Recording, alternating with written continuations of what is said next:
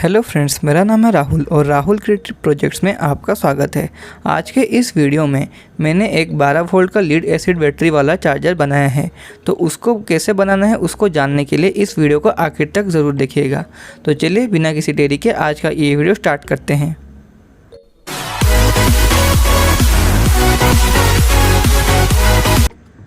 तो सबसे पहले आपको यहाँ पर इस तरह का एक 12012 का 1 एम्पेयर वाला ट्रांसफार्मर चाहिए होगा।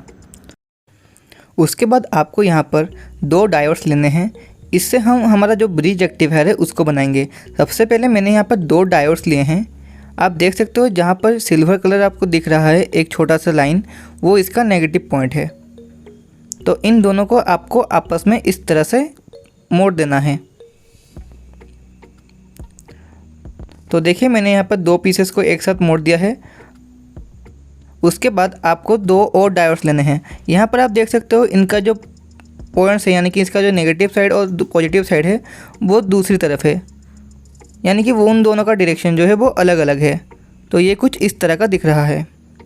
अब उसके बाद हमें इन दोनों डायोड्स को एक साथ जॉइन करना होगा। तो देखिए ये कुछ इस तरह से लगेंगे। इन दोनों को एक साथ लगाने के बाद इनको भी हम यहाँ पर इस तरह से मोड़ देंगे। इससे हमारा ब्रिज रेक्टिफायर जो है वो बन जाएगा। फ्रेंड्स, ब्रिज रेक्टिफायर का काम ये होता है कि ये जो हमारा ट्रांसफार्मर है ये आपका एसी करंट सप्लाई करता है, लेकिन ये जो ब्रिज रेक्टिफायर है ये एसी को डीसी में कन्वर्ट करता है। तो इसका इस ट्रांसफार्मर में लगाना बहुत ही ज़रूरी है। तो देखिए हमारा जो ब्रिज रेक्टिफायर है वो बन के तैयार हो चुका है। अब हम क्या करेंगे, ये जो ब्रिज रेक्टिफायर है इसको हम यहाँ पर ट्रांसफार्मर के ऊपर लगाएंगे। तो सबसे पहले यहाँ पर हम थोड़ा सोल्डरिंग कर लेते हैं ताकि हमने जो भी पॉइंट्स को मोड़ा है वो अच्छी तरह से सेट हो जाए। तो देखिए मैंने यहाँ पर चारों ओर सोल्डरिंग कर दिया है। अब हम सोल्डरिंग करने के बाद हमारा जो ब्रिज रेक्टिफायर है इसको हम ट्रांसफार्मर के ऊपर लगा देंगे। तो आपको ही बिल्कुल इसी तरह से लगाना होगा। और फिर उसके बाद आपको यहाँ पर 2 कैपेसिटर लेने हैं जो कि 2200 माइक्रोफेरेड 25 वोल्ट के हैं और एक है 1000 माइक्रोफेरेड 25 वोल्ट का। इन दोनों के पॉजिटिव और नेगेटिव को आपको एक साथ कनेक्ट करना होगा, यानी कि 1000 माइक्रोफेरेड का जो कैपेसिटर है उसका जो पॉजिटिव लेग है उसको आपने 2200 माइक्रोफेरेड का जो कैपेसिटर है उसके नेगेटिव एंड के साथ कनेक्ट करना होगा। तो देखिए ये कुछ इस तरह से लगेगा। लगने के बाद ये कुछ इस तरह का दिख रहा है। ये अब हमारे जो कैपेसिटर्स हैं 2 कैपेसिटर्स, ये अब एक सिंगल कैपेसिटर की तरह वर्क करेगा। इनको आपने लेकर एक ब्रिज रेक्टिफायर लेना है। उस ब्रिज रेक्टिफायर का जो पॉजिटिव एंड है उसको आपने इस कैपेसिटर के पॉजिटिव एंड के साथ कनेक्ट करना है और उस ब्रिज रेक्टिफायर का जो नेगेटिव एंड है उसको आपने इस कैपेसिटर के नेगेटिव एंड के साथ कनेक्ट करना है, कुछ इस तरह से। अगर आपको नहीं पता कि ब्रिज रेक्टिफायर कैसे बनता है तो आप मेरे पुराने वीडियोस देख सकते हो, वहाँ पर मैंने बताया है कि ब्रिज रेक्टिफायर कैसे बनता है। तो देखिए मैं यहाँ पर इनको सोल्डरिंग कर रहा हूँ। आप भी बिल्कुल इनको अच्छी तरह से सोल्डरिंग करिएगा ताकि ये कहीं पर भी लूज़ ना रहे। तो देखिए दोस्तों, मैंने यहाँ पर एक और ब्लू कलर का वायर जो है उसको मैंने हमारे ट्रांसफार्मर के बीच वाले पिन से निकालकर हमारे कैपेसिटर के साथ कनेक्ट कर दिया है। और ब्रिज रेक्टिफायर के जो 2 बाकी पिन्स थे जिस पे हमने कैपेसिटर ज्वाइन नहीं किए थे उन दोनों को मैंने ट्रांसफार्मर में कुछ इस तरह से लगा दिया है। फ्रेंड्स, घबराने वाली कोई बात नहीं है। मैं आपको आखिर में सर्किट डायग्राम के थ्रू सब कुछ समझा दूंगा। बस आप वीडियो को आखिर तक देखते रहिए, वरना आप सर्किट डायग्राम भी समझ नहीं पाएंगे। उसके बाद आपको यहाँ पर एक और चीज़ लेना होगा। तो देखिए मैंने यहाँ पर एक 12 वोल्ट का रिले लिया है। इसी से हमारा जो ऑटो कट है वो बनेगा। तो इस 12 वोल्ट रिले में आप देख सकते हो 5 पिन्स हैं।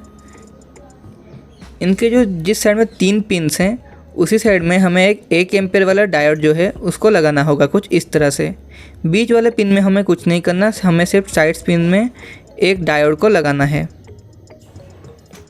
तो दोस्तों, अगर आपको कहीं पर भी कोई सा भी डाउट हो तो आप मुझे वीडियो के कमेंट सेक्शन में पूछ सकते हो। मैं वहाँ पर आपके सभी डाउट्स को क्लियर कर दूँगा। और अगर आप हमारे इस चैनल में नए हो तो इस चैनल को सब्सक्राइब कर दीजिएगा ताकि हमारे नेक्स्ट वीडियोस के नोटिफिकेशंस आपके पास सबसे पहले पहुँच सके।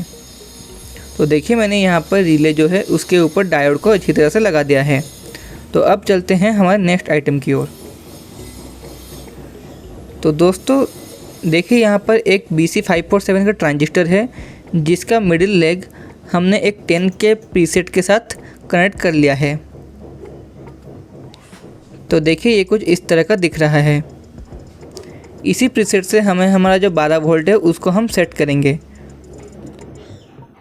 तो देखिए यहाँ पर प्रीसेट में भी 3 लेग्स हैं जैसे कि हमारा BC547 ट्रांजिस्टर का।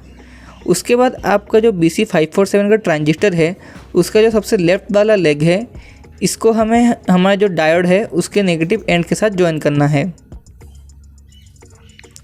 तो देखिए यहाँ पर मैं सोल्डरिंग के थ्रू इसको अच्छी तरह से ज्वाइन कर रहा हूँ। उसके बाद ये कुछ इस तरह का दिख रहा है। दोस्तों इतना करने के बाद आपको यहाँ पर एक 15K का रजिस्टर चाहिए होगा। इस 15K के रजिस्टर को आपको लेकर आपका जो डायोड वाला हिस्सा है जहाँ पर आपका पॉजिटिव एंड लगा हुआ है वहाँ पर आपको सबसे पहले सोल्डरिंग करना होगा। उसके बाद आपका जो बीच वाला पिन है जहाँ पर हमने सबसे पहले कुछ नहीं लगाया था उसके होते हुए आपको ये जो रेजिस्टेंस है उसको लाना है। तो देखिए ये कुछ इस तरह का दिख रहा है। उसके बाद रेजिस्टेंस का जो लेग है सबसे आखिर वाला उसको आपने प्रीसेट का सबसे लेफ्ट वाले लेग के साथ कनेक्ट करना होगा। फ्रेंड्स इन पॉइंट्स में थोड़ा ध्यान दीजिएगा क्योंकि ये जो पॉइंट्स है ये आखिर में टूट जाते हैं, तो इसलिए सोल्डरिंग अच्छे से करिएगा। यहाँ पर आप देख सकते हो मैंने एक 1K का रजिस्टर लेकर एक LED के साथ कनेक्ट कर लिया है। ये जो 1K का रेजिस्टेंस है ये आपके LED का प्रोटेक्शन के लिए है ताकि आपका LED जो है वो ख़राब ना हो। इस रेजिस्टेंस को आपने हमारे रिले का जो सबसे ऊपर वाला 2 पिन्स हैं उसमें सबसे राइट वाले पिन में आपको कनेक्ट करना होगा। उसके बाद आपको एक वायर लेना है जो कि हमारे इन सभी पॉइंट्स को एक साथ कनेक्ट करता होगा। तो देखिए ये कुछ इस तरह का दिख रहा है बनने के बाद। प्रीसेट का जो सबसे आखिर वाला लेग है उसके लेग को आपने हमारा जो BC547 का ट्रांजिस्टर है उसके आखिर वाले लेग के साथ कनेक्ट करना होगा। उसके बाद वहाँ से एक वायर निकालकर आपको LED के साथ कनेक्ट करना होगा। तो देखिए मैंने इन सभी चीज़ों को एक साथ कनेक्ट कर लिया है और कनेक्ट करने के बाद ये कुछ इस तरह का दिख रहा है। फ्रेंड्स आपको घबराने की कोई बात नहीं है, मैं आपको आखिर में सर्किट डायग्राम के थ्रू सब कुछ समझा दूंगा, आप बस वीडियो में आखिर तक बने रहिए। तो इतना सब कुछ बनने के बाद तो चलिए अब हम आगे बढ़ते हैं हमारे इसके बॉडी के ऊपर। तो देखिए मैंने यहाँ पर बॉडी बनाने के लिए MDF बोर्ड का यूज़ किया है। आप चाहो तो PVC पाइप का प्लेट जो आता है उसका भी यूज़ कर सकते हो। तो देखिए ये रहा हमारा सर्किट। इसका जो नेगेटिव वाला हिस्सा है यानी कि ग्राउंड वाला पिन है उसको आपने ऊपर की ओर यहाँ पर लगाना है और इसका जो पॉजिटिव वाला लेग है उसको आपने नीचे की ओर यहाँ पर लगाना है। आप जब भी सर्किट डायग्राम देखोगे तो आप सब कुछ समझ जाओगे। तो देखिए यहाँ पर मैंने तीन MDF बोर्ड के पीसेस लिए हैं और आखिर वाला हमने नीचे की ओर रखा है। इनके डायमेंशंस आप स्क्रीन में देख सकते हो। तो चलिए अब हम आगे बढ़ते हैं हमारे सर्किट डायग्राम के ऊपर। तो आप देख सकते हो ये रहा हमारा सर्किट डायग्राम। यहाँ पर मैंने जहाँ पर 220 वोल्ट लिखा है वहाँ पर हमारा इनपुट होगा, यानी कि हम यहाँ पर 220 वोल्ट इनपुट देंगे ट्रांसफार्मर के ऊपर। आप देख सकते हो यहाँ पर ट्रांसफार्मर के ऊपर से 3 वायर्स निकले हैं। सबसे ऊपर वाला और सबसे नीचे वाला वायर जो है वो हमारे ब्रिज रेक्टिफायर के साथ कनेक्ट हुआ है और बीच में से एक और वायर निकला है जो कि हमारे कैपेसिटर्स के साथ कनेक्ट हुए हैं। यहाँ पर मैंने 2 कैपेसिटर्स यूज़ किए हैं जो कि 25 वोल्ट 1000 माइक्रोफेरेड के हैं और दूसरा 25 वोल्ट 2200 माइक्रोफेरेड के हैं। उनके बीच में से एक वायर निकला था जो कि हमने हमारे ट्रांसफार्मर के बीच वाले पिन में लगाया था। यहाँ पर आप देख सकते हो 2 वायर्स हैं जो कि हमारे ब्रिज रेक्टिफायर के ऊपर और नीचे लगे हुए हैं। फिर यहाँ पर मैंने एक और वायर निकाला है जो कि ब्रिज रेक्टिफायर के नेगेटिव पॉइंट से निकला है, जो कि हमारे प्रीसेट और BC547 ट्रांजिस्टर के बीच में लगा हुआ है। यहाँ पर आप देख सकते हो ये एक 12 वोल्ट का रिले है जिसके ऊपर 1 एम्पेयर का एक डायोड लगा हुआ है और वहाँ से एक 15K का रजिस्टर जो है वो हमारे बीच वाले पिन के साथ कनेक्ट होते हुए निकला है, जो कि हमारे 10K प्रीसेट के सबसे राइट वाले लेग में लगा हुआ है। इसका जो बीच वाला हिस्सा है, बीच वाला पिन, वो हमारे BC547 ट्रांजिस्टर के बीच वाले पिन के साथ कनेक्ट हुआ है। और इसका सबसे लेफ्ट वाला पिन BC547 के सबसे राइट वाले पिन के साथ कनेक्ट हुआ है। और BC547 का जो लेफ्ट वाला पिन है वो हमारे रिले के सबसे आखिरी वाले पिन के साथ कनेक्ट हुआ है। तो देखिए ये कुछ इस तरह का दिख रहा है। उसके बाद उसी बीच में से मैंने एक और वायर निकला है जो कि LED के साथ होते हुए एक रेजिस्टेंस के साथ जाता है और वहाँ पर हमारा जो रिले है उसके साथ कनेक्ट हुआ है। और इन दो पॉइंट से हमने हमारा आउटपुट जो है उसको निकाला है।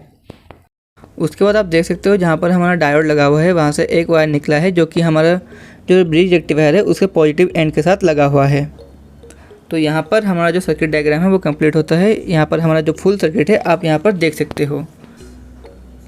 तो चलिए अब हम इन सभी चीज़ों को इस बॉक्स के ऊपर यानी कि बॉक्स के अंदर रख कर इनको सेट कर लेते हैं।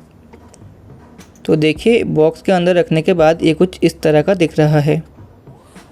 यहाँ पर आप देख सकते हो मैंने LED के लिए एक छोटा होल कर दिया है इस MDF पीस के ऊपर।